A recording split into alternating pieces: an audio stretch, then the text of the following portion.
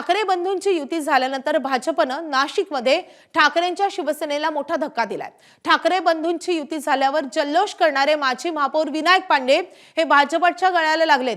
दोन्ही ठाकरेंचे पदाधिकारी काल युतीनंतर एबीपी माझाला प्रतिक्रिया देताना एकमेकांना पेढे भरवत होते। विनायक पांडे यांनी तर ठाकरे बंधू सरकारचा सुपडा साफ करणार असंही म्हणत होते आणि आज तेच विनायक पांडे भाजपमध्ये दाखल होत आहेत। त्यांच्या सुनबाई आदिती पांडे या भाजपकडून उमेदवार असणार आहेत।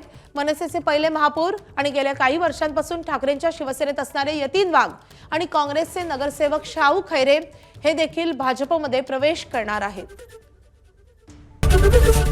एबीपी माझा, उघडा डोळे बघा नीट।